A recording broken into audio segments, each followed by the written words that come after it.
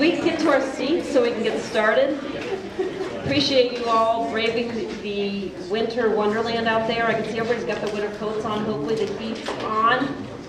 We don't have a fire in the fireplace, I'm sorry, but feel free to take your coats off and relax.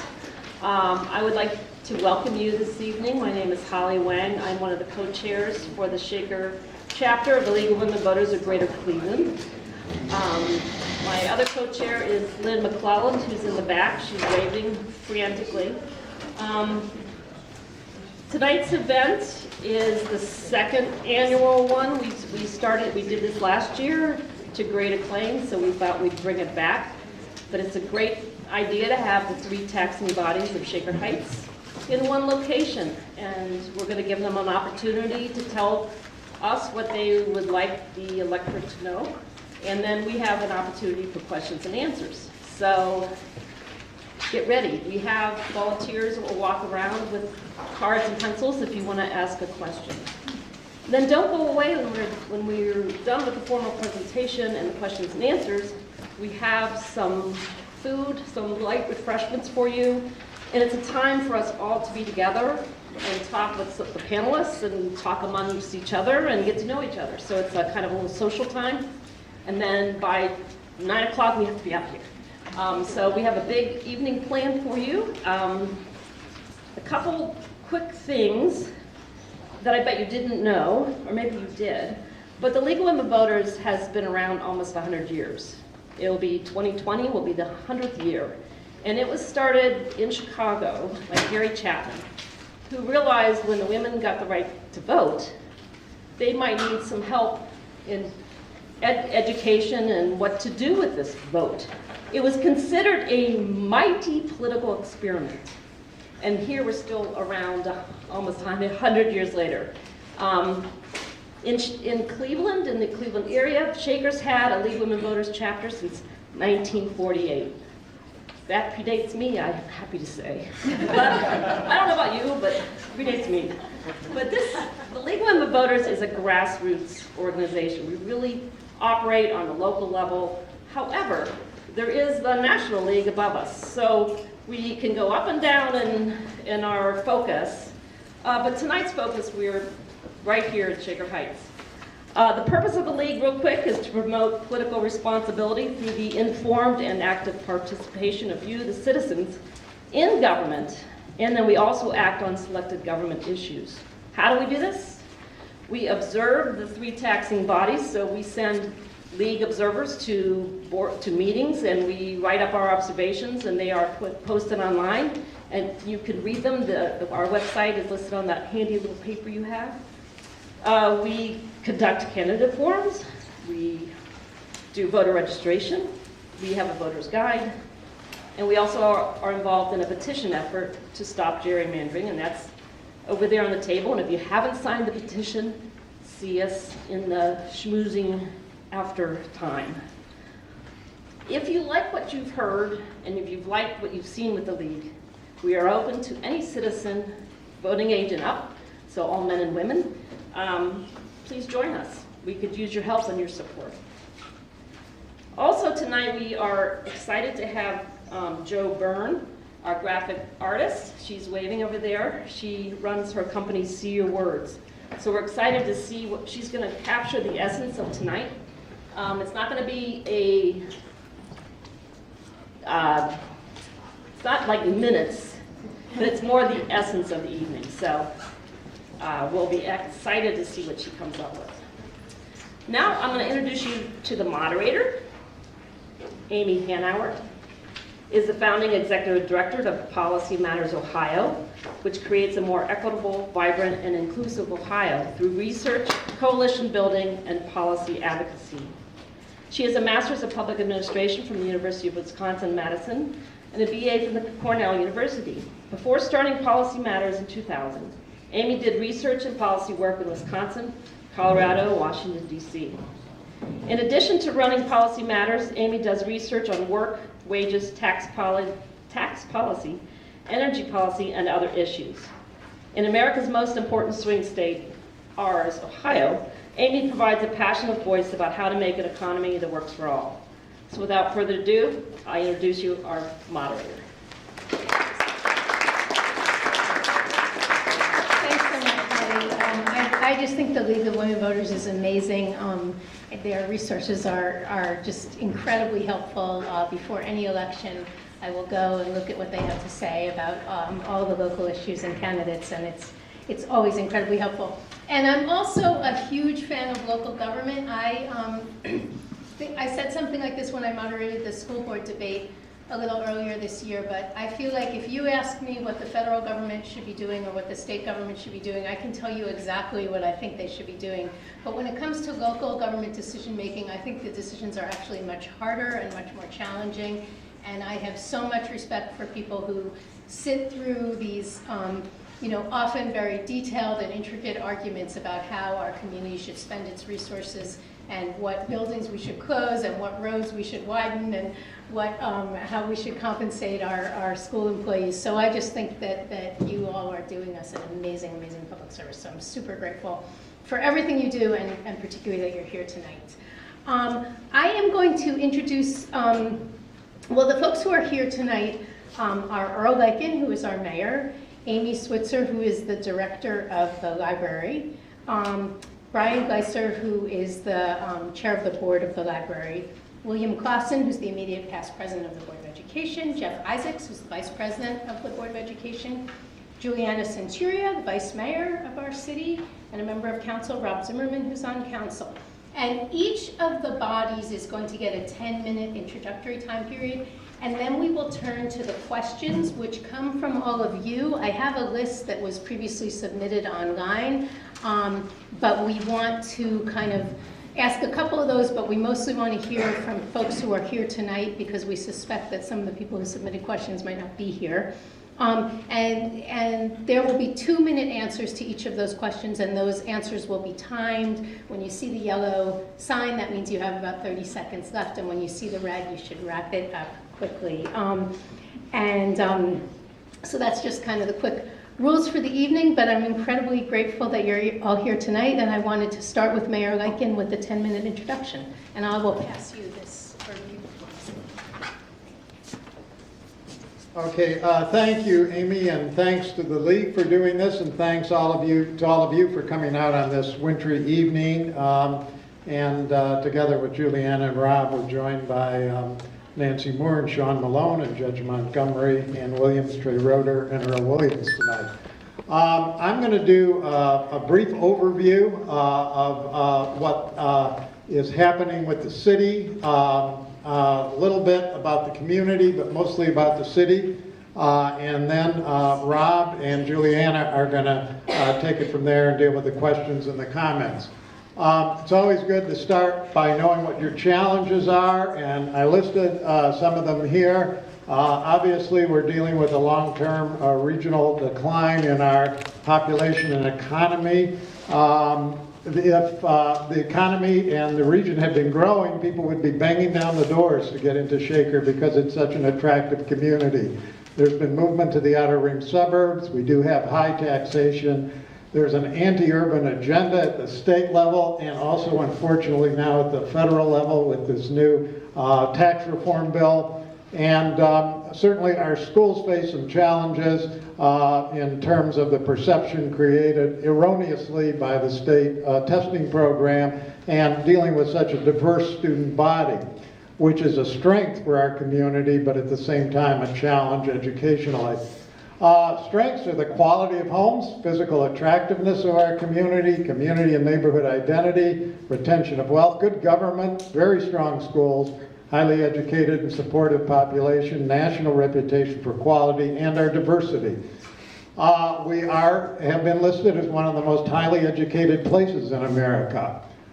In terms of dealing with our challenges and using our strengths, I think it's really important to be willing to change and evolve, and I like these quotes from John Kennedy and Nia Peoples on the need for change and transformation. Our city council and our administration have agreed that we do want to change, we do want to adapt, and we want to be a vibrant, exciting 21st century community regardless of what may be going on around us, so that we continue to attract residents, we attract businesses, and we are successful. And these are the 4 goals that council and the administration have set: high quality, high functioning neighborhoods, attractive, desirable quality of life, vibrant commercial retail development, and effective, cost efficient government. With respect to our neighborhoods, we developed a housing plan in 2015. These are the goals: to attract new residents, to raise housing prices, to increase neighborhood cohesiveness.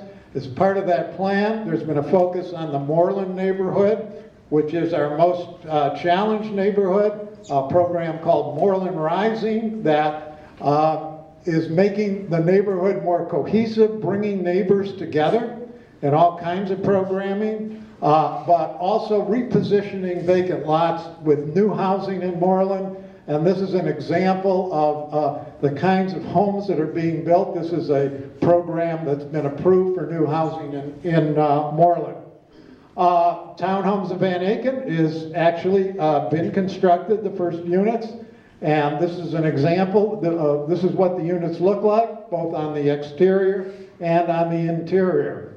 103 new apartments coming with the Van Aken development, and those are 1 bedrooms, 2 bedrooms, and penthouses. You can see what the rooftop amenity room is going to look like, and also the rooftop terrace.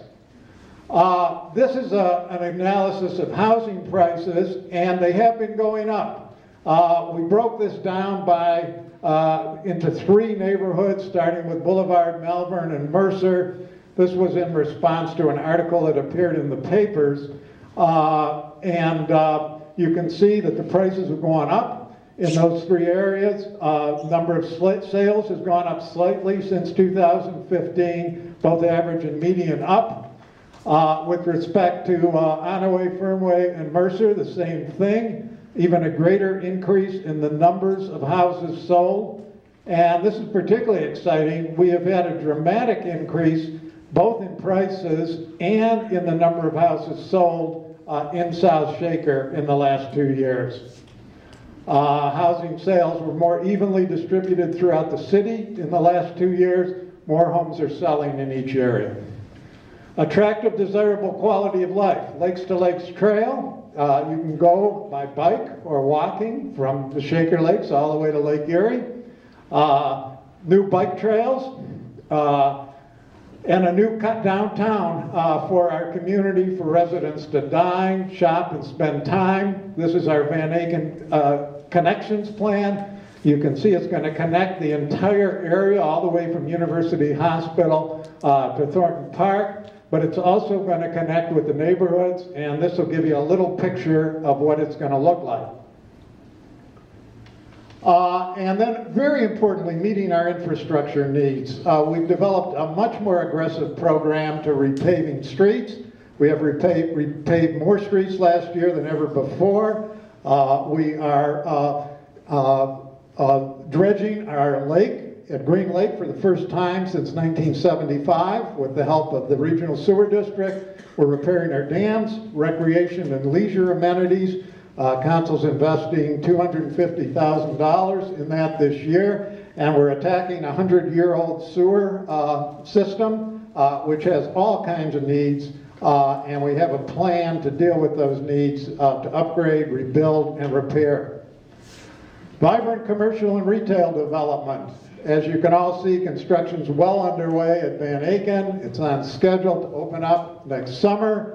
It's a business community integrating into our neighborhoods. This is phase 1. We don't even need this picture anymore. You can go and look at it because this is actually the reality. The Ormond building is going to be the eatery there, and we're going to have beer gardens. This is the new Shaker living room that will be a part of it. For families to gather and people to spend time. This is a measure of the excitement about the new development. These are existing tenants at Shaker Plaza, new tenants that are coming, listed below. Le Chaperon Rouge is shortly to open a premier preschool program, an urgent care center, as you know, Shaker Plaza was acquired by RMS, the developer, so it's going to be one district with a road connecting Van Aken. These are the tenants that have signed on already, and others are in the works. And then finally, we're very pleased, we have a number of new commercial tenants who are coming to us, which means tax revenue for the community in the long run. These are just pictures of some of the new tenants. This is Jonathan Sawyer, Mitchell's Ice Cream. This is Harry's Pizzeria, an upscale Miami pizza restaurant. Restore Cold Pressed Juices, Rising Star Coffee, Grooveride, which is a place you can go listen to music and groove, as I understand. Shinola, Whiskey Gray, which is actually sells clothing. Evie Lou. This is a kind of a beauty salon, upscale barbershop, and florist. And of course, we don't have time to discuss all the work that's been done by the Shaker Heights Development Corporation to revitalize Lee Road. Efficient 21st century government. Our goal here is to increase operational efficiency and lower costs. We've actually reduced our employment staff by 75 employees since 2007, mostly by attrition. A few of those have gone over to work in the new dispatch center where there'll be regional employees rather than Shaker employees, but most have been job eliminations to make our operation more efficient.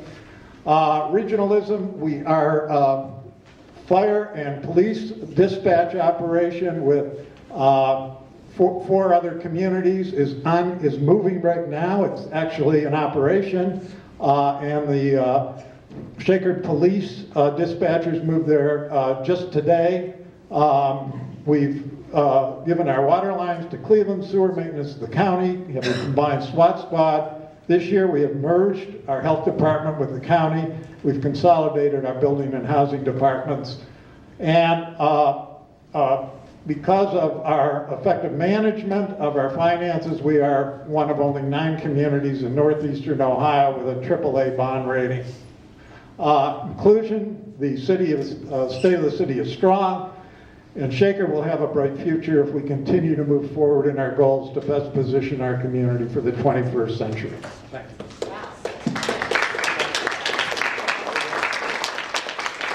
That was an amazing amount of information in 10 minutes. Thank you.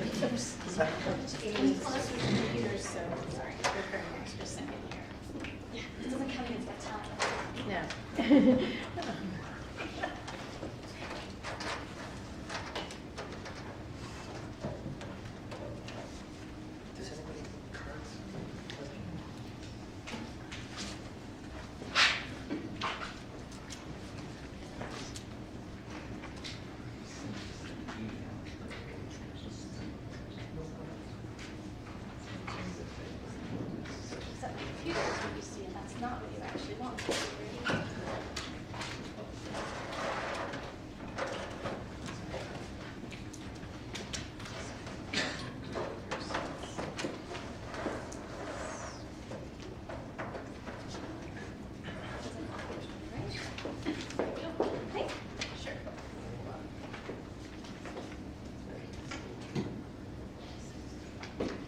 Okay, that was like the fastest switchover ever.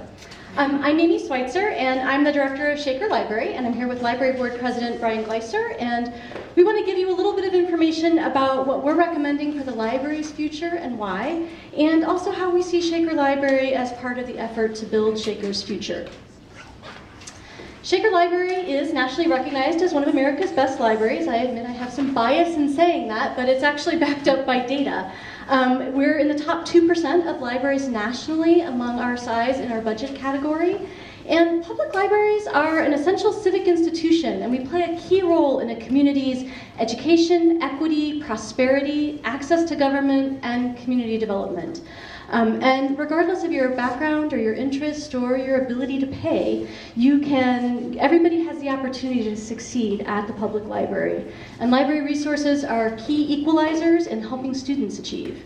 We serve everyone in the community by providing free access to education, to information, and to ideas. And so even if you don't necessarily use us personally, that greater community good benefits everyone in the community. We're a heavily used library. In Shaker, residents visit their library almost 3 times as often as the national average and twice as often as the state average. And we visit the library a lot, and we check out a lot of stuff. We borrow more than 4 times as many items as the national average and double the state average. But we're Shaker's local library, and decisions about library services in Shaker are made by Shaker residents right here in Shaker. But with our membership in CleveNet, we offer the benefits and cost savings of a regional library system. CleveNet is one of Greater Cleveland's earliest attempts at regionalism. It's very successful. There's 44 library systems in 71 cities with 111 branches over 12 counties. So it's a huge system that we're part of. And it gives us benefits that no individual library can match. So we combine the best of both worlds. We have the cost savings and collaboration of regionalism, but we also have the accountability of local control. But to continue to offer the outstanding library services that Shaker residents have come to expect from their library, we do have a couple challenges that we need to overcome. We just have a quick pictures that we're going to look at. Our library facilities are definitely in need of some repair and some attention.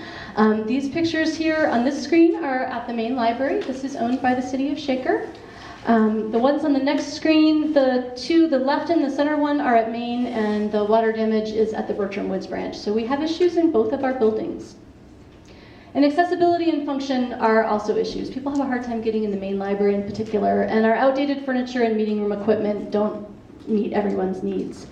In 2014, we did a study that identified $5.1 million in capital repair and maintenance needed just to do repair at our facilities. That's about $4.1 million at the main library and $1 million at the branch. Main library needs a new roof. We need new mechanicals. It's been 25 years since the last big renovation at main library, and our furniture and equipment are definitely starting to show their age, needing to be updated. And it's been 14 years since the last big renovation at the Woods branch. They also need new HVAC and repairs and are also starting to show their age.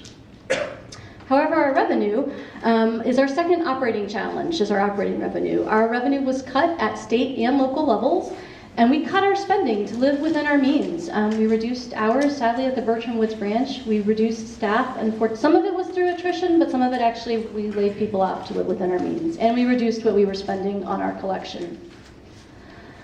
And these aren't just challenges just for Shaker Library, they're issues for all of Shaker Heights. And Shaker Library is proud to be recognized for the traditional library services that we provide, but our role is much broader in the community than just providing items for circulation. We provide vital services and contribute to Shaker's quality of life in other ways. We're an important community gathering place. Our Play and Learn station for early childhood education helps many families in our community. Our teen center is a place where teens can gather, do homework, socialize, and just find a place of community and acceptance where they can fit in. Our art gallery displays the work of local artists. We have technology training and resources for job seekers, and we offer free internet access at the library and at home with our Wi-Fi hotspots that we check out. So we're a hub for community services and partnerships. And I know the mayor talked about the Moreland neighborhood, and the main library is an important anchor in the Moreland neighborhood and has really worked hard to help participate in that community building in Moreland. We have an extensive local history collection and an expert local history librarian. We work closely with the schools to help further students' education, and our community engagement librarians are actually out in the community helping connect residents to each other and to other important resources. So you can come to the library and get library services, but we're out in the community everywhere. We're at preschools, daycares, senior centers, block parties, all over. You can't really escape us even if you try. But the importance of solving our challenges, goes well beyond the library itself. Our board and staff have been working on this since 2014 and talking to our community. We asked our community 2 key questions. What do residents want, and what's the best way to deliver it? At first we thought replace was the best option, and in 2014 we talked to our community about consolidating both branches into a single new facility. It would save money, it would add amenities, it would be more energy efficient. In 2015, as part of our planning, we surveyed our community to see what they thought of that idea. They hated it. Even though it meant saving like $1 million to close the branch and have a new main library, only 29% thought that was a good idea, and 72% told us they thought we should renovate and update both buildings. So residents spoke loud and clear, and we listened. In 2016, we did an in-depth study of 7 different options and evaluated them. We looked at maintaining the status quo. We looked at 1 new facility. We looked at upgrading our current facilities. We looked at reducing our services, and we also explored inclusion in the county library system. And it's all on our website. If you haven't already read it, it's riveting. But the board decided that upgrade in both facilities was the best option. Lets us keep both branches open. It fixes problems at both buildings. It lets us provide year-round Sunday hours at the main library and greater access. And it lets us create a 21st century library with better spaces for kids and teens and computers, improved accessibility, more convenient for our community, more study rooms, better meeting rooms. And doing all that, it also lets us save around $200,000 a year in operating costs when the renovations are complete. And now that we've heard what the library needs and what we are, how do we get there? How do we achieve our goals? The library has always been a careful steward of the public's investment. For the last 30 years, the library has gone to the community to raise its millage once, and 2 relatively small bond issues. That's over the last, so 21 years ago was the last time we did a millage increase ask, which the community supported. And then you can see the last 2 times we did the bond issue, and we did that jointly with the schools. As you may know, of the 3 bodies in front of you, the library is by far the smallest piece of your property tax. Our 4.0 voted mills is only 2% of the total property tax millage, and we provide, as you heard, great services for that very small amount. And so to achieve the upgrade option that we talked about, which is making necessary repairs and then also making improvements to become a fully 21st century library, we're going to be going to the community in May and asking the taxpayers to support an additional 1.9 mills tax. This will raise about $1.5 million per year additional to the library. 1/3 of that additional amount would go towards operating costs. We would be able to extend hours. We'd have year-round Sunday hours at the main library, as well as keeping up with the costs of operations, as you saw with the reduction in public funding from state and property taxes. The other 2/3 of the revenue would go towards the repairs and renovations. And this would be done over time. It would be done over quite a number of years in terms of our cash flow and how we do that. So we wouldn't be able to do all the repairs in the first year. You'd see them gradually over a number of years. With that additional 1.9 mills, we would then be up to 2.64% of the property tax. And what does that mean in terms of actual cost? For a house that is valued at $100,000, this would be an additional $67 per year. That would be $5.58 a month, less than a cup of coffee a week. So we are trying to be very careful in what we're asking for. We're trying to meet the needs of the library. We're trying to meet the needs of the community. And with this last slide, these are your library board members. We are appointed by the school board to 7-year terms, so you don't see us on the ballot. We're all residents of Shaker Heights. We don't receive any pay, so our big perk is we get to take out books for free like everybody else. But these are very dedicated board members. My colleagues, we're doing it for the love of the community, for the love of the library. We understand, that Shaker has supported for the last 80 years a strong and vibrant library. As the mayor pointed out, Shaker Heights is a very education-oriented community. We do it by voting to support the schools, And we do it, as Amy mentioned, by visiting the library. We would hope that the community will continue to support the library. One of the issues out there is, inclusion with the county. From the board point of view, our very in-depth analysis for a year, one of the important pieces was to keep it independent, where Shaker Heights residents, through the ballot and through residents on the board, controls our own destiny of the library. So we can continue to be an anchor in Moreland. We can continue to have a branch next to the middle school, so students, when they stream out after school, can be in that building.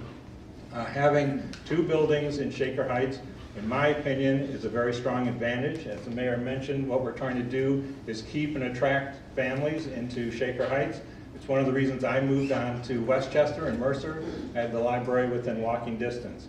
As a community that values education, the board sees the library as an integral and critical part of maintaining the values of this community. Thank you. Thank you. Okay, great. And we are almost done with the formal presentations. Bill and Jeff are going to talk one of them, and we'll talk a little bit about the schools.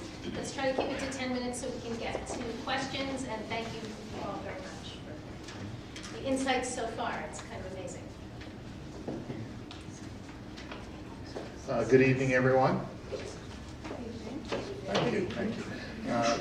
I want to thank the mayor, the council members here at the table and in the audience, the library board members and here at the table as well as in the audience. Jeff Isaacs, our vice president. I do want to make 2 additional announcements out there. I see we have Aisha Bell Hardaway, board member-elect. Aisha, just raise your hand a little higher so everyone sees you. She gets started on January 1st, and we are sadly seeing Annette Tucker Sutherland retire after 12 years of service on the Board of Education. If you all would please just give her a round.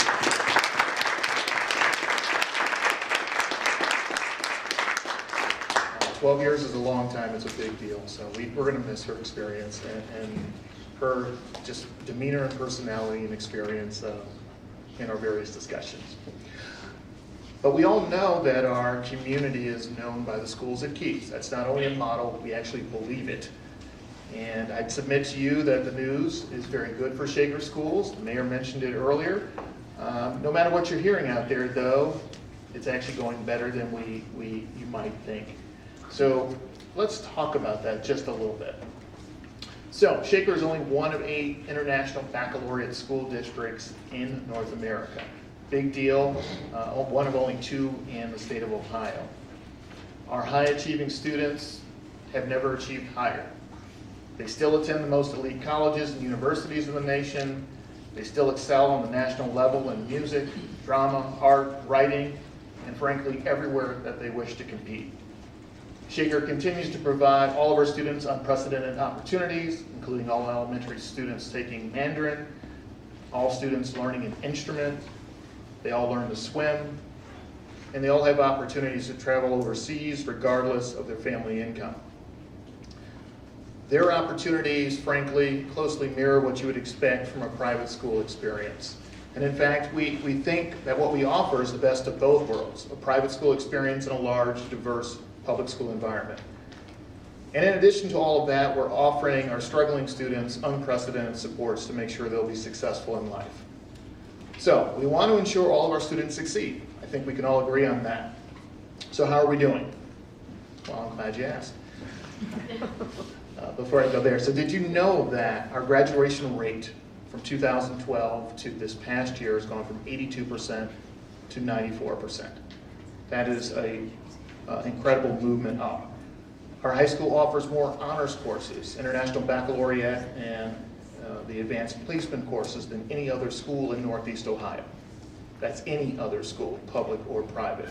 Did you know our SAT and ACT scores, those standardized tests that head the kids off to college with, are as good or as better than other top performing districts, not only in the county, but in the state? So I can go on and on, but our time is limited, and I want to leave plenty of time later for questions.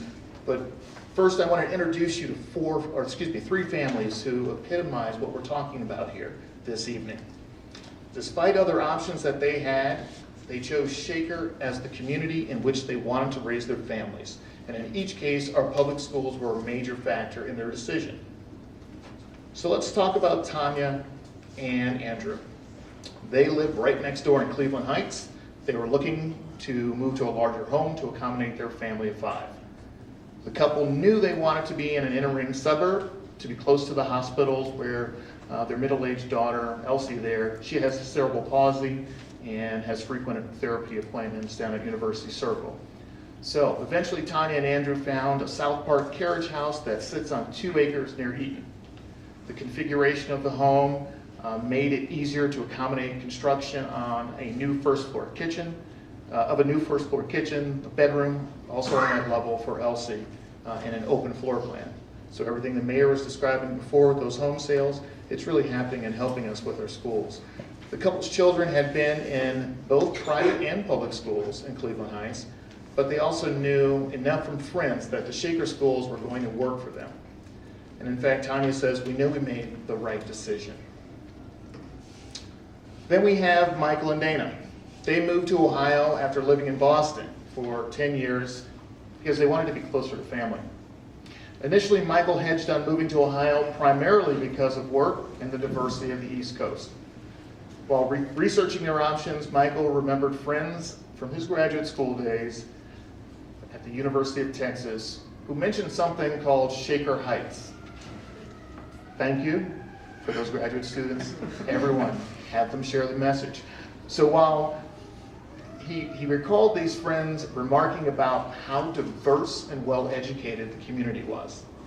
So, like everyone, Dana Googled Shaker Heights, liked what she saw, and the family began scheduling visits to tour the area. On one of the tours, they ran into a Howard Hannon agent at a Fernway open house. They told her that if they could find a place to live, they would buy it. So Dana's a math teacher. She was impressed with the schools despite the state report card, which was mixed. She said, we met Chris Hayward at Fernway, he's our principal there, and he was very frank with us. He explained that yes, the community is diverse, but it's complicated. They appreciated that candor, and they bought their home. Finally, we've got Brooke and Alex. They began their national search for a home as Alex was completing a fellowship in St. Louis. They knew they wanted to settle in a diverse community, so they created a short list of cities around the country, including Cleveland. These guys were very thorough. Shaker Heights stood out to them when they compared all cities online, but it wasn't until they did their driving tour that they realized how unique the community was. It also helped that Shaker was close to the Cleveland Clinic, where Alex would be working, and that the city has a strong and diverse public school system. The couple had children attending private schools in St. Louis, but after touring Onaway Elementary, Brooke was convinced that a Shaker education was the right decision for her children. She said, we had very high expectations of the Shaker Heights public schools. So far, both Onaway and Woodbury have exceeded them. So these families represent what makes Shaker Heights great. They're educated, hardworking, people who want the best for their children. So time and time again, the best is, for many folks, Shaker. One last thing, and this is a plug. I'm going to need a show of hands in just a second. So in collaboration with the city, all those old street signs that were taken down were donated to the Shaker Schools Foundation. They are now being auctioned off until 9 p.m. tonight. It's been going on 2 weeks. So first off, who's bought a sign? Excellent. Who's going to buy a sign before we're done here today? Okay, so go on your phones. The URL is there. If that's too complex on that long one, go to shaker.org and you'll see a link there. We heard just on Monday night at a school board meeting that we have already raised $80,000 for educational outcomes from selling these signs. So thank you, Shaker. We really appreciate it. And with that, we will turn it over to Amy. All right, thank you very much. These were great presentations. So I have a lot of questions, both ones submitted ahead of time and ones that are being handed to the moderators or to the folks in the audience today. If you have questions, jot them down on one of those note cards. But I am going to start by asking the city, the representatives of the city, what we can expect from the Van Aken project and when. When are people going to move in? When are the stores going to be open? Is there a start date for the second phase? I'll start with that. We can keep Well- the mic at the table. I'm from New Jersey, I can share. Sure. Well, first of all, let me just say thanks very much for organizing this and coming out this evening. Whether you know it or not, there's already been a very good benefit that's come from this forum, and that is all of us sitting up here had an opportunity to meet ahead of time. This was actually about a week and a half ago. We sort of took it upon ourselves, and we wanted to speak with each other and kind of get each other's views about how this evening could go forward. And if nothing else comes of this evening, that was a really good benefit, because I think we got to know each other better personally. We got to appreciate the various issues that we deal with, and we're committed to getting together, not only just ourselves, but the rest of the members on a more frequent basis. With respect to the question, which is a great one, sure, we're very excited about the opening in the Van Aken district, a truly transformative moment in the history of Shaker Heights. And I particularly appreciate the question because it anticipated, yes, it's going to be open in phases. You've got a pretty good flavor. I suspect that question may have been asked before, or written, I don't know, before the mayor gave his presentation, but there's a whole long list of tenants that will be coming online this summer when it's open. We don't have a specific ribbon cutting date, but we are we are fully expecting that this is going to be opening on time this summer. And perhaps most importantly, there are further phases down the road. Now, these are planned phases. Obviously, the city, working with the developer, needs to make sure that the property is stabilized, that it's economically performing as expected, that the impact on city services is as expected, and on with a development of this size and scope. If I could just conclude. So beyond that, and this is very exciting, and the mayor mentioned this, there is an office building that is planned, and we're actually looking at very specific types of office buildings. We looked at a building that exists in Washington, D.C., another one in Denver, working in collaboration with our development partners. And that is truly exciting because, as the mayor indicated, when you bring in office tenants, and we're hoping for higher end office tenants with high wage individuals and really the opportunity to impact, I get it, our tax base, it's really exciting. So I would just conclude, as I should have done 2 minutes ago, by saying a couple things. One, please think of the Van Aken district as a district. It's not just what you see being built, although that's the most obvious thing, but there's a whole district that we're really trying to promote. And the second thing is, it's not over when we cut the ribbon and toast our success with the beer or whatever the case may be. There are further phases down the road, and we're really excited about the impact it's going to have on the community. Okay, great, thank you.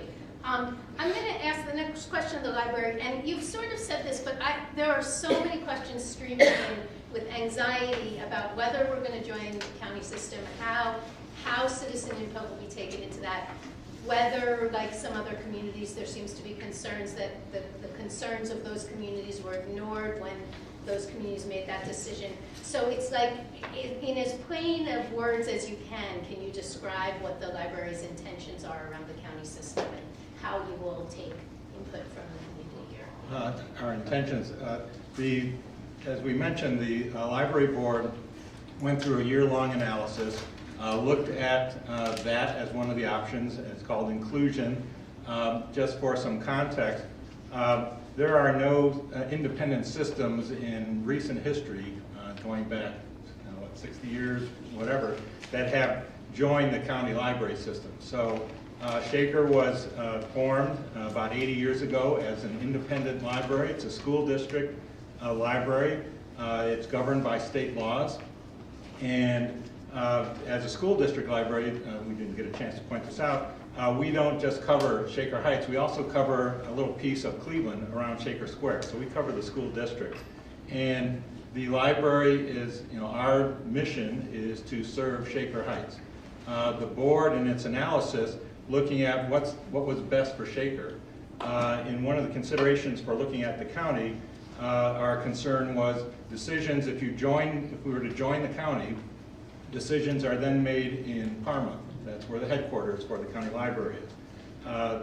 County library, they try and work with communities, but they don't always follow exactly what communities want. And the example being the new library in South Euclid was moved, of course, from the old Telling Mansion over quite a bit. That was quite a bit of controversy, but it was moved further away from Lyndhurst.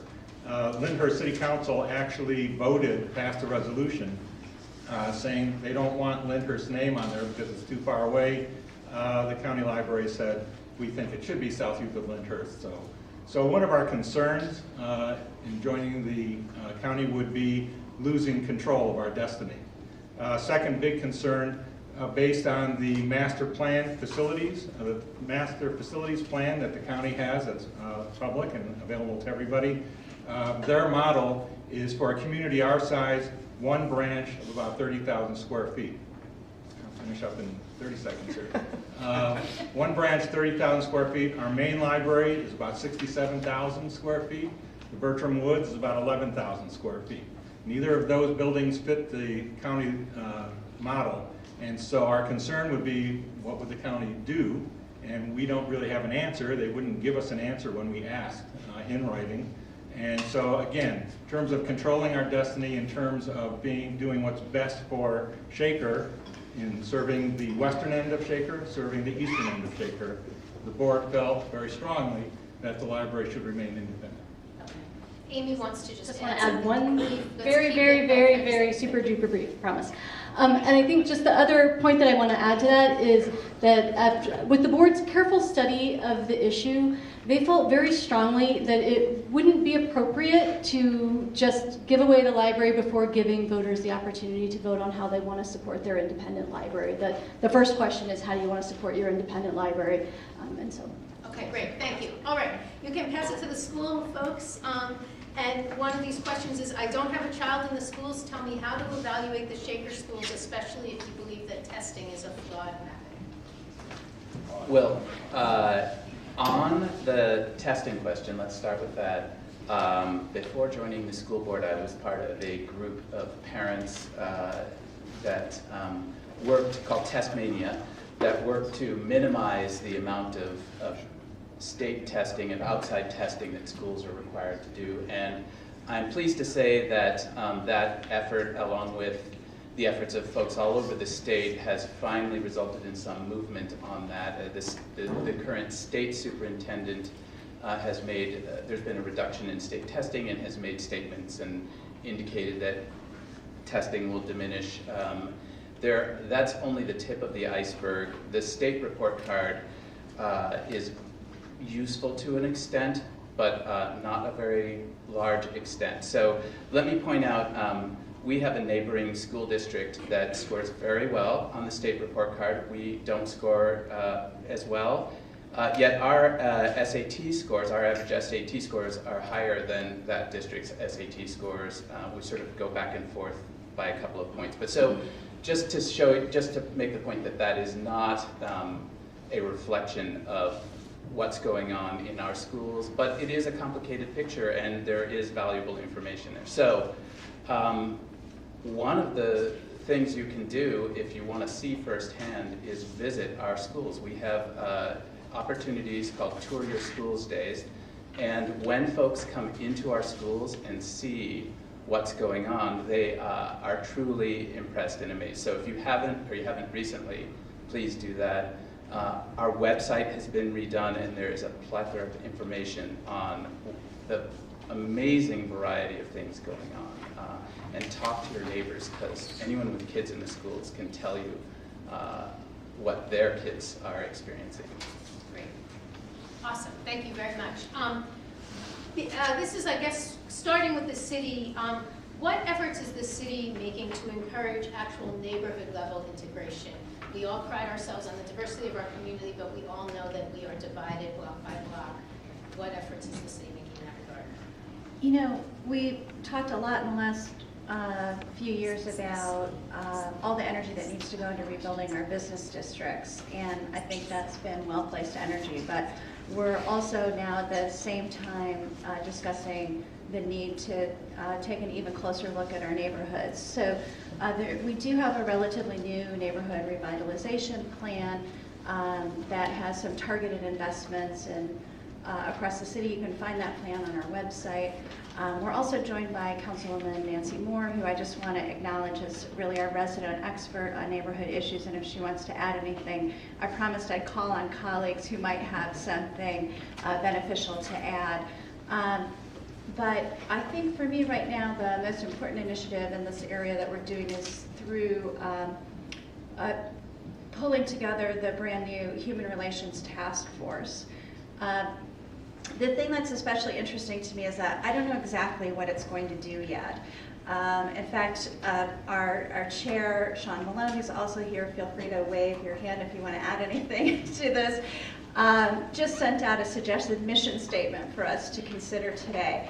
And we're just getting started, but it's a place where we hope to have some of these kinds of challenging conversations. First, with our smaller group, there's about, I think there's roughly 16 of us on the task force so far at this point, mostly residents, and we're just beginning to identify key areas that we want to look at. And so we've broken it into sections, and one of the things we want to look at is how are we already welcoming, and what are ways that we need to focus on improvement. And what I mean by that is we've started to have those conversations that ask questions like, does everyone actually feel welcome at certain events? Are there places in the city where there are perceived barriers or actual barriers that need to be, I see you, sorry, that need to be addressed? So I feel like we've created a good place to have those conversations, but we're really just getting started. Rob, I don't know if you want to add to that. I'm afraid of it. I know. Okay. And was that, I don't know if that was a question that meant to go down. No, I mean, I think that's probably good for now on that question. Okay, so this is I don't know, I have so many questions here in front of me, so it's a little hard to juggle between them. But so I guess this kind of also goes back to the city, but beyond what Shaker is doing now, what do you envision Shaker could be doing more of around environmental education and environmental practices that encourage sustainability and demonstrate leadership? Can I start with that? That's a real passion for me personally. A few years ago, we started the Climate Change Task Force, which created, and there's some members here, so I'll also speak to them afterwards who can really talk to the range of issues that we're working on. The task force started with a report. It was really created in response to some pretty intense flooding that happened a few summers ago, and it started to, I guess, bring to the forefront issues related to climate change. That group grew into what is now Sustainable Shaker. One of the things that I love most about it is that it's a landing pad for anyone who would like to engage on issues. And sustainability is pretty broad, but we're really looking at it through a resilience lens. So we're talking about how we respond to our changing environment, and then we're also talking about the kinds of practices and policy. As you know, policy matters, especially in these kinds of areas. What kinds of things can we be doing as a city to become sustainable over time? I like the word sustainability too because it addresses a number of different issues: environmental, financial, efficiency. It's kind of all rolled into one. Do you want to add to that? Well, I would just say a couple of things. I think we are probably a little further along than some of our neighboring communities. We do have some initiatives that have frankly gotten us a little bit of publicity, like having a couple electric charging stations, including one just down the street at right by the dealership. We have solar panels on the new developments at the townhomes of Van Aiken, and there's a recognition by our Architectural Board of Review that we need to try to work with our homeowners that are interested in putting solar panels on their houses, and that's something we've done. I'm not aware of any rejection of an application to do that. I mean, there have been some changes to the plans, but we haven't sent anyone packing away and saying, no, you can't do it. But maybe the last point I would just make is I think there's a recognition on the part of City Council and the administration that sustainability is important. It's part of the ethos of our community, and I'm not sure that was something that we really thought about as much or articulated as much publicly or to each other in the way that we go about making policy. I would agree with my colleague that certainly the increase in flooding and the obvious effects of climate change, it certainly is something that has affected our thinking. And when we look at housing policy or planning and zoning, or even economic development, there's definitely a sustainability component that we think about that, frankly, I don't think we thought as much about, or certainly didn't articulate as much in years past. And I think that that's really positive, and we look forward to making further progress. Okay, shifting back to the schools, thank you very much. Shifting back to the schools, at 2 of our elementary schools, 40% of students are on free and reduced lunch, according to this questionnaire. And what are we doing to make sure that kids are getting meals beyond just the lunches that we offer in school, since we know how correlated that kind of poverty is with learning outcomes? If any. Yeah, that's a great question. And just so folks are aware, for students who are on the free or reduced lunch, they do get breakfast and lunch. We actually also have residents who are willing to pay any balances that might be out for those students who are struggling that might prevent them on a reduced lunch basis from buying that lunch. That is something on a broader level of hunger and being hidden in our community broadly. Kids do come to school on Monday morning and they're hungry. Our food services vendor has highlighted that at times as one of the items that on Mondays is the busiest day for them. The kids are just really, really hungry. Teachers have highlighted it as well as some of the challenges in their snacks and food available to get the kids started. I think as a community, that's one area we might be able to have some additional traction. Communities that have it at higher levels do things like backpacks on Friday, so we can pack it up with donated foods and send the kids home with that. That is something some of the PTO organizations have talked about as a possibility to help some of those students and their families who have hunger, especially over the weekends, so they can remain focused on studying, doing that homework, and come back to school on Monday morning ready to go. Okay, great, thank you. Yes, please. Go ahead. Can I just one thing? So I wanted to also highlight, we have a parent group called Community Builders that started something called the Community Market, which is specifically meant to address food insecurity. And the concept is we've had food donated and purchased and other activities as well. So you come, you take as much food as you want. It's not, everyone comes. There's no question of, it's sort of to make it inviting for everyone. And that's been very successful. So folks are thinking about it. We know it's an issue, and that's one thing. Great, thanks, Jeff. And just one small thing that the library does.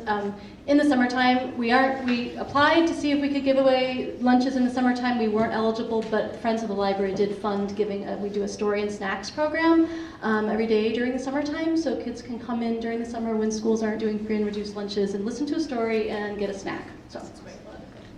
And just to pick up on what was being said, in other communities where it's a larger problem and the backpacks are going home, in those communities, libraries now are providing food. And so the library is seen as a safe, warm place for children, and they are stepping up. We haven't talked about that yet, but in terms of the broader community and what we need to do, this is something that would certainly be on the agenda. Excellent. Okay, back to the libraries. Again, should the library be moving to Ohio Lane rather than Cleveland? No. Would you like me to elaborate? OhioLink is different from CleveNet. So, OhioLink is academic libraries. Cleveland Public Library is kind of the cornerstone of CleveNet. They're a national research library, so our customers actually have direct access to the collection of a national research library, as well as almost 11 million items from those 44 library systems through 12 counties. So it's a massive resource, but in addition to what we offer through CleveNet, we also library jargon, sorry, we do interlibrary loan. And so through our membership with WorldCat, we also provide access to the collections of academic libraries. So it's not really an either or, it's in addition to, but CleveNet is a major asset not to give up. Okay, great, thank you. And I just wanted to go back to a prior question about encouraging, being a welcoming community, encouraging integration. The library has community engagement librarians whose mission is to go out into the communities, work with the communities. We're very active in Moreland, for example, and so that is another way where the library works with the city, schools as a team, where we go out and become a very welcoming community. Awesome, thank you. Okay. I swear I did not write this question, and I think it probably goes to the city first, but what will be the impact on Shaker Heights if the new tax bill is passed, as they claim to now know? What's in the tax? Probably we all want to say something about this. There's news today coming out of the conference committee that there's some agreement on some general ideas, but the coverage that I was able to look at is a little bit vague. But it sounds like one of a little. The summary is, we've all had our eyes on this national tax bill because there's a shift in approach and policy under this administration, and I'm happy to tell you offline my personal opinion about it, but I'll tell you as a city council people, the thing I've had my eye on is especially related to the deductibility of taxes that we pay on the local and state level. Mayor Leiken is quite an expert on this issue right now. He wrote a fantastic piece about it that was published, and so I'm going to pass it on because I think he may have even more updated news to share. So.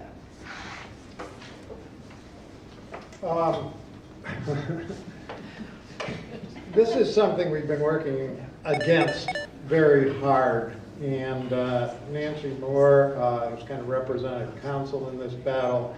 Annette Sutherland has represented the school board, and we've all been working together, and Shaker has really prompted the Ohio Municipal League to work against it, the Ohio School Board Association to work against it. They weren't as active until we got them involved. We actually sent 1,000 letters from Shaker across the country to districts in which mayors were represented by Republican congressmen and senators, urging those mayors to contact their congressmen and senators to oppose this. We've been working on a national level with the National League of Cities specifically. We've gone to Congress. I did, as Juliana pointed out, write an op-ed in the Plain Dealer, and was joined by 18 mayors in our area. This is a very bad bill. It's a bad bill for communities because it does, in the Senate version, eliminate the deductibility of state and local taxes altogether. In the House version, it allows $10,000 of property taxes. I don't know what will come out of the conference committee. We have encouraged a bombardment of Senator Portman in Ohio, and certainly sent the op-ed to him, as well as encouraging everybody to call him. And I'm sure he's received thousands of phone calls, but he's hanging firm. So basically, it's not helpful. It's not helpful because for high-tax communities like ours, there are many people who do take a deduction. Not everybody, because some are affected by the alternative minimum tax and some take the standard deduction. But it does create an issue for us. There's also an elimination of some of the bonds that the elimination of some of the bonds that have been used to finance municipal development, where those have been exempt from taxation. So we really haven't determined exactly what to do in response to this, if it does or when it does come into effect, but I know we'll be getting together with the schools and library and discussing it. But we've been extending all our efforts up to this point to keep it from happening. Thanks.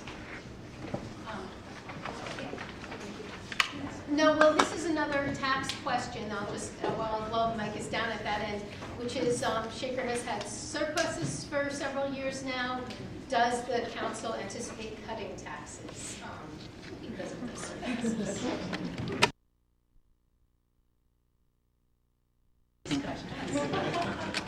I think we all got the idea on that one.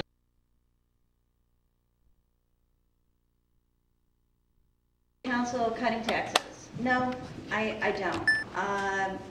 Joking aside, I'm saying that because I know we've identified about $80 million of capital needs that really only get to, pardon the pun, the surface of the problem. We have a 10-year capital plan, but what it really is a running list of things that need fixed in Shaker.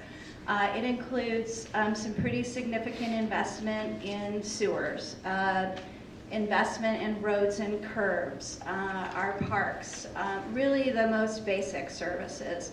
And it's a replacement and repair list. It's not a dream list of visioning of what we're hoping for. In fact, somebody mentioned that at a meeting recently and said, is the list that recently our recreation department created, which is just a to-do list of things that actually need fixed right now in parks across the city. What about the vision piece of what we hope to have or what amenities we would like to have? That's not what our 10-year capital plan is at this point. It's really just a to-do list of the most basic necessities. So seeing how big that list is and realizing what our ongoing needs are going to be, I guess that's why it's so easy for me to say, no, I don't think what we're looking at is a reduction.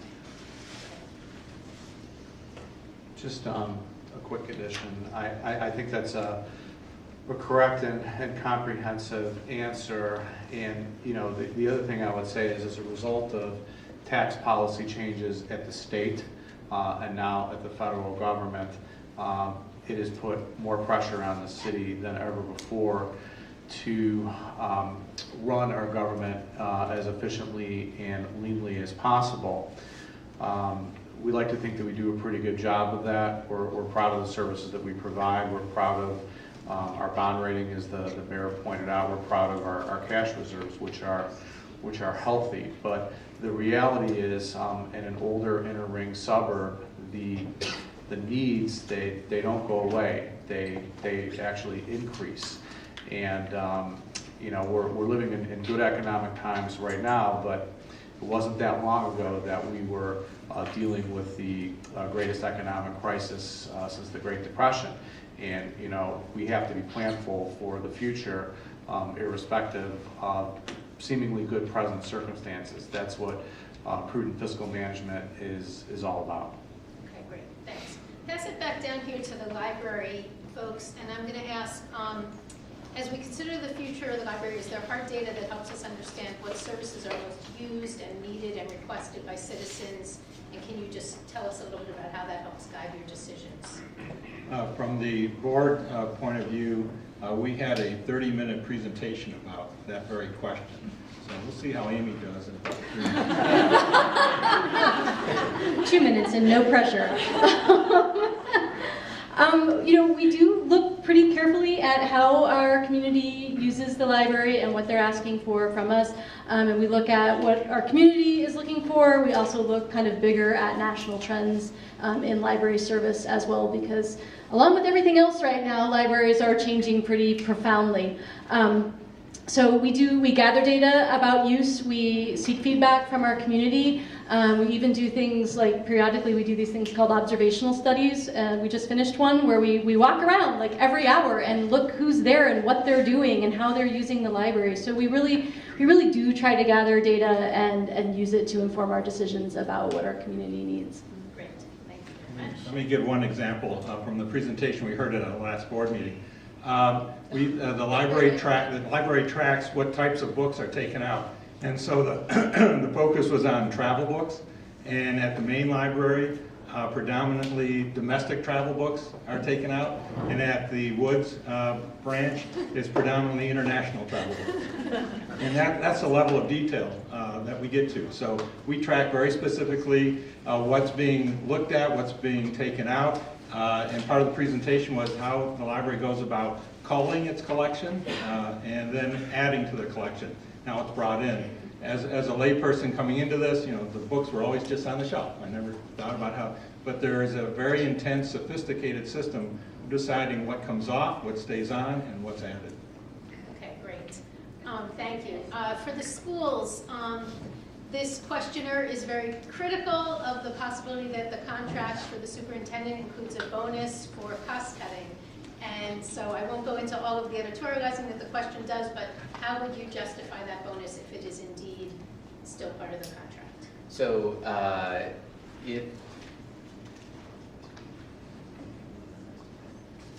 it was part of the superintendent's first contract, and the cost cutting, though, was operational cost cutting, and the instructions were very clear that it was not to impact the educational experience of our students. And there was some success. We're all under the constraints of the current climate, and the schools need to be very mindful of every dollar. And through some efficiencies, a lot was saved. The the question of whether or not to structure a contract with a bonus in it certainly is discussed, and I think that it was effective to the extent that that we were able to be successful in eliminating spending. So, great. Okay, thank you very much. Amy, and I'll just add a couple things. So just to keep things in perspective, because I clearly the questionnaire didn't go down the entire list like the board does of all the objectives that the superintendent has. From year to year, there are 22 to 26 specific things that we're asking the superintendent to deliver. One of them has been over the past 4 years, let's find ways to reduce those non-instructional costs. So look at transportation. How do we make that more efficient? Well, I think I told you all last year, if you were here, we used some of the same techniques UPS did and said, let's make more right turns with those bus schedules. So that actually eliminated 2 buses from the system. Let's look at how we clean our pool. Well, we used to drain the whole pool with, I forget how many thousands and thousands of gallons of water that went in. We looked at new technology based on what he was able to find that did the whole job for under $10,000 with scrubbers and little robots that go along the edges. So it was really about improving efficiency because we want to put more money back in the classroom. When we said at the last bond levy that we're using every dollar like it's the last one and like it's our own coming out of our pocket, we're serious about that. So we wanted to encourage that as a part of the behaviors within the district. Great, thanks. I'll keep it with the schools for a second here. The questioner is concerned that kids in the middle get limited attention and can't get the classes that they need, particularly at the high school. Is that a concern you've heard? Is it something that you can address? So I think, I'm not sure about the part about getting the classes that they need. I will say, though, that we understand that we do an amazing job with our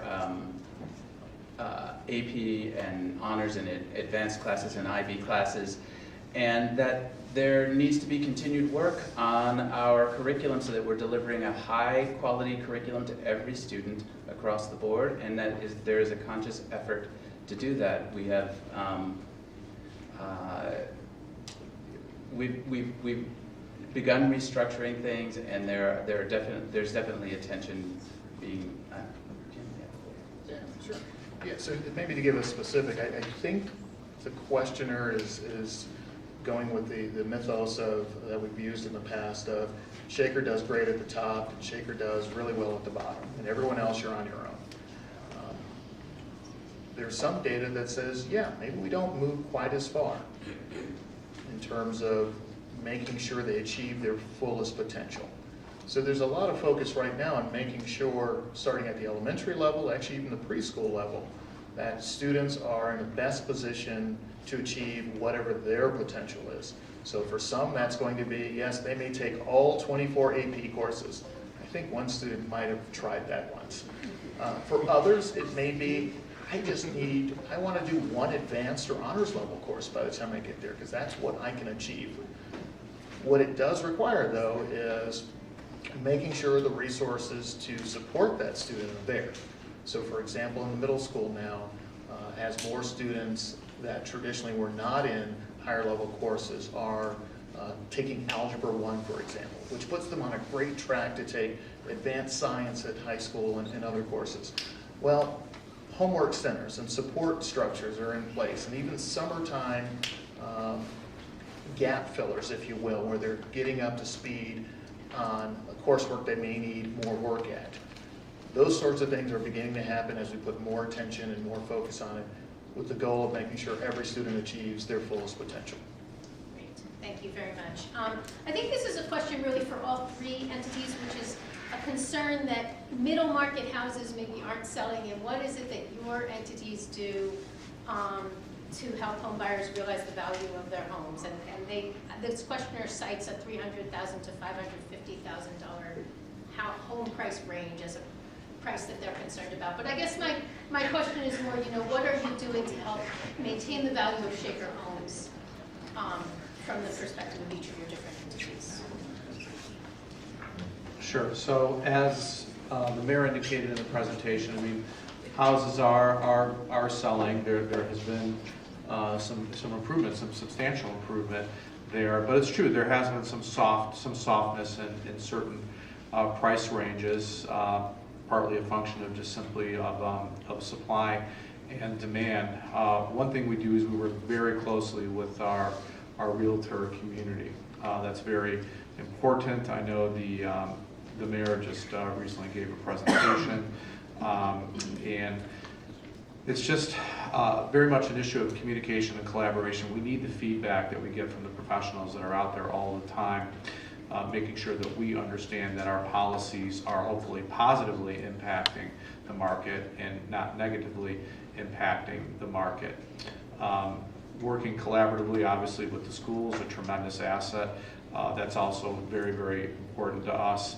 And again, just kind of maintaining the same policies that we're trying to do in the community through strong fiscal management, targeted investment, and strategic thinking. All of these things hopefully have a positive impact on our real estate market. Mayor, I suspect that working in City Hall every day and interacting with all of the realtor community, you may be able to speak in a little bit more detail than I'm able to do, so I'll hand you the microphone if you don't mind. Well, let me just mention, we have a communication and marketing department whose sole focus is really encouraging people to come to our community. And that department is dedicated to providing an accurate and attractive picture of our community through the Shaker magazine, which is distributed well beyond Shaker, and through all kinds of communications, but also by working with realtors and working with individuals who are referred to us or where we can obtain referrals, and interesting them in Shaker, and working with the schools as well.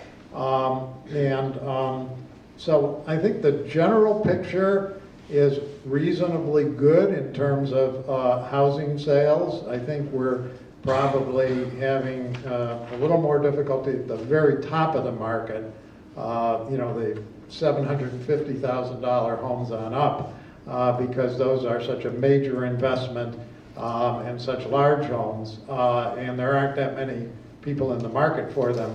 But I think in terms of the middle market and some of the other areas, I think things are going along reasonably well. Now, I mentioned before that we are living in an area that has been declining, and that's our biggest problem. If Greater Cleveland were to pick up economically and in terms of population, and maybe we will with all the weather events that are going on in other parts of the country and other factors, that Shaker would just take off like a rocket.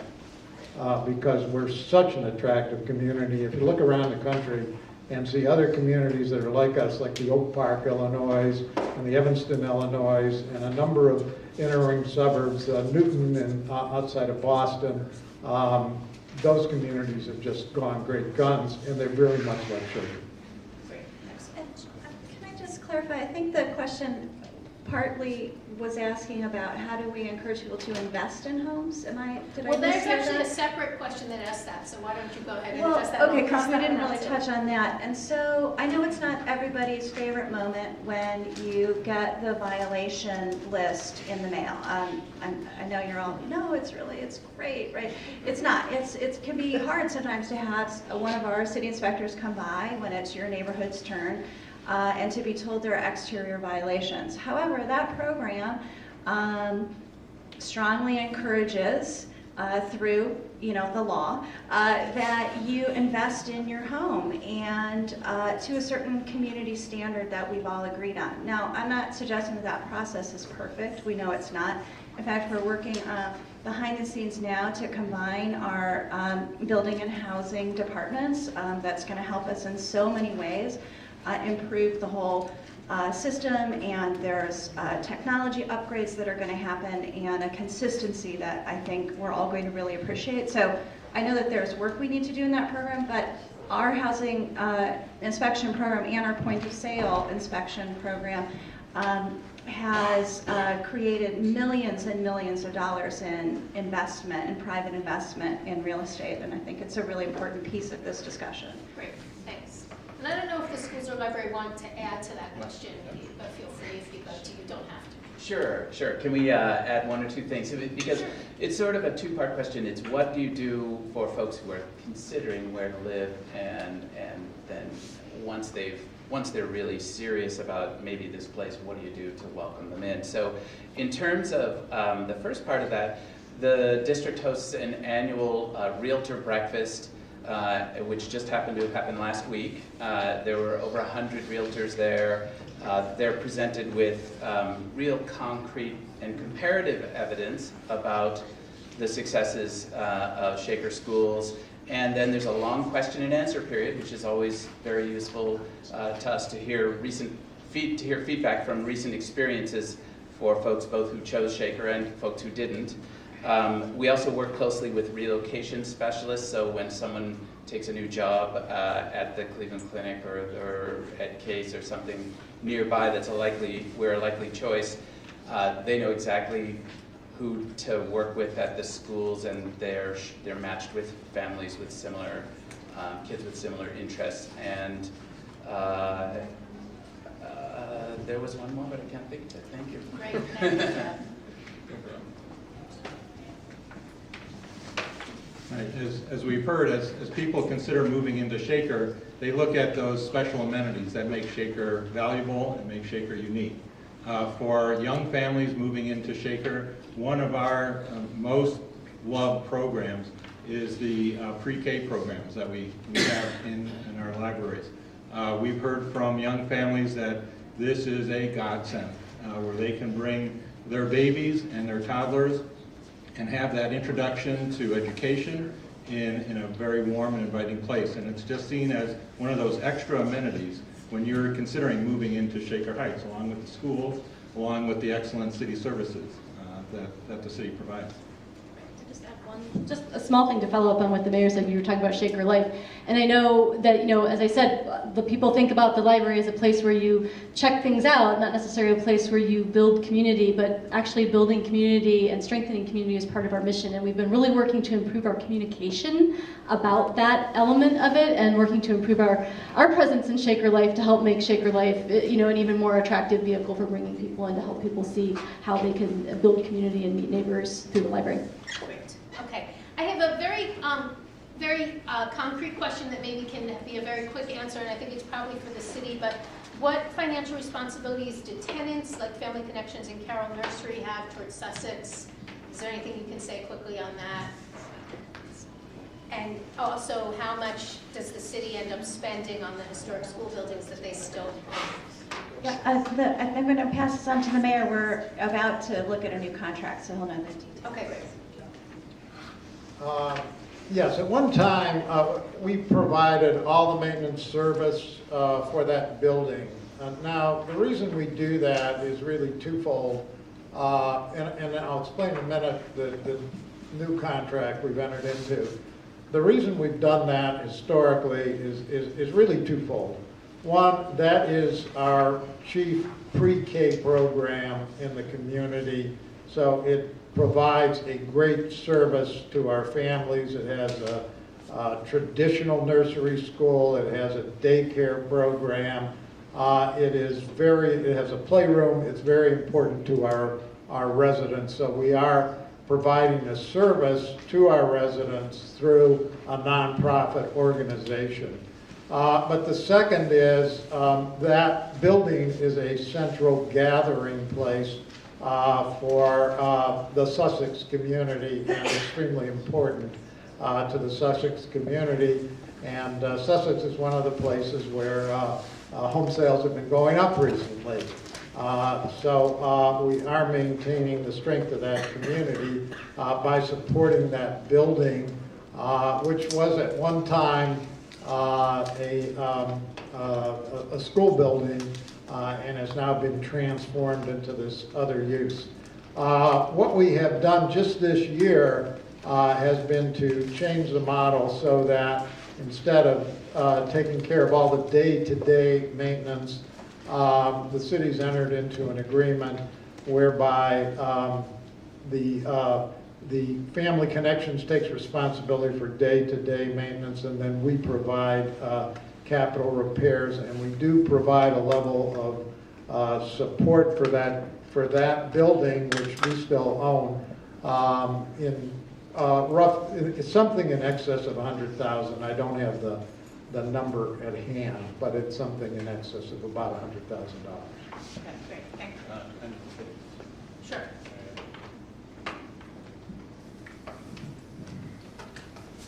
Let me just take the opportunity. The city owns a couple of buildings, including the main library building. That is a city-owned building. The library pays for all maintenance, all improvements. So there's no burden on the city for that. They do provide, which we're very thankful for, snow plowing in the parking lot. But in terms of, in fact, you're sitting in the original library building. And so this was a great joint effort by the city and the library when the Moreland School was closed, that the library moved from this building that it owned into the city-owned building, took over all costs there. This building became the community building. So it was a wonderful joint effort by city and library. Great, thank you. Okay, there are some questions. There's some questions that sort of complain about our high taxes, and then there's also this other kind of interesting question that says, but yet people continue to choose Shaker, knowing that we have these tax rates. And why do you think that is, and what do you think are our points of differentiation? So I think that you can weigh in on those two opposite sides in any way that you see fit from the communities. I'll take just a beginning crack at this because we just had this exact conversation at the Human Relations Task Force gathering, and it ended up taking up a big part of our meeting, and it was very interesting, actually, to hear a lot of different people weigh in on it. And where we landed in that group ultimately was that there was a stat shared by a city staff person that we have a very high, very highly technical term, stickiness. We have a very high stickiness rate. And she's talking about statistical analysis that talks about people who come to Shaker and stay. We have that stickiness factor, and it was, in her recollection, 39% of people who come to Shaker stay. And I guess that's very significant in compared to national averages, state averages, and across the region. So this led to this whole discussion of what is it at the core of that stickiness factor. And ultimately, we decided it was about people and the neighbors that you get to know, and the culture of the individual neighborhoods and the community as a whole that is very welcoming overall. It's not that there's no work to do, but that ultimately the sense of the group was that it really is about the people who choose to live here, and there is a general shared sense that there are community values that people are self-selecting into when they choose Shaker. And while we all consider the overall cost of living here, when you compare that to the many benefits and the general feel of being a part of this kind of community, people continue to choose it. And ultimately, we really felt that that was about those of us who choose to stay. We really feel this sense of connection and common shared community values together. Well, I don't want to take from You know, if you have something real quick to add, keep it quick. Well, okay. No, I think we're a very unique community. We're very attractive, I think, because of our diversity, and that's very, very broadly defined. And it's something to be celebrated. It's something to be promoted. And I think everyone would agree with that. So. Beautiful and concise. Thank you. That's all, folks. Great. You can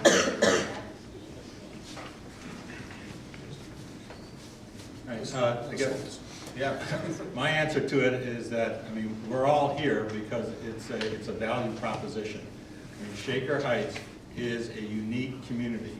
And speaking as a trained city planner, you know, it's a very neighborhood-oriented community. It is designed and built around the schools that give the neighborhoods their names. It's got, as I mentioned, the library. It's got the parks.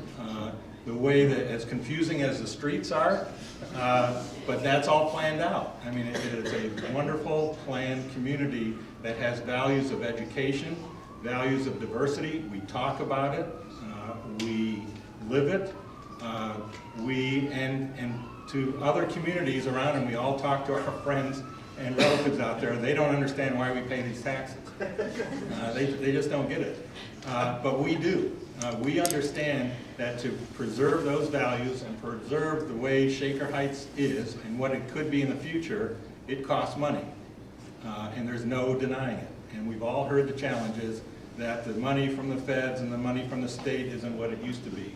So increasingly it's on us, and we get to decide whether we want to maintain the values and the institutions of this community, and if we want to, we vote for it. I mean, these taxes are high because all of us in the room, or at least put it this way, a majority of us in the room voted that way. And that's why when my family was looking at a community, we moved to a community that vet and put its future in the schools. We knew that there was a great dependability in this community, that there was going to be constant support for those schools for the next 25 years.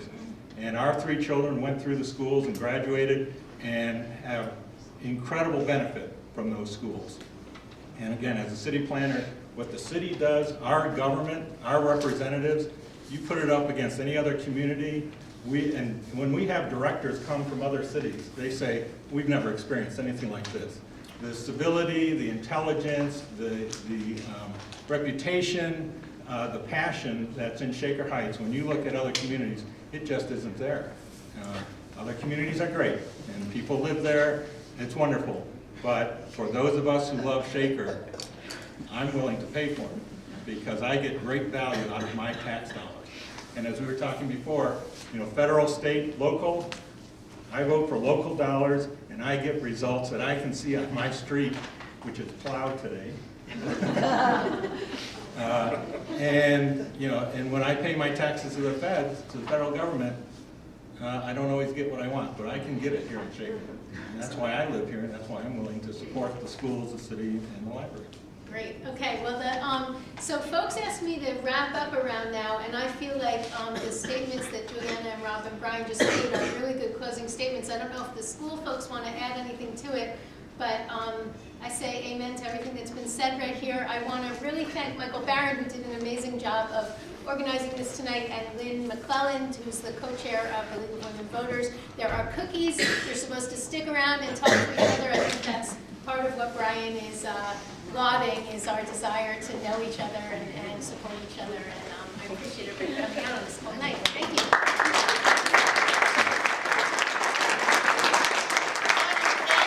Panelists for their participation tonight. It was terrific for them to come out.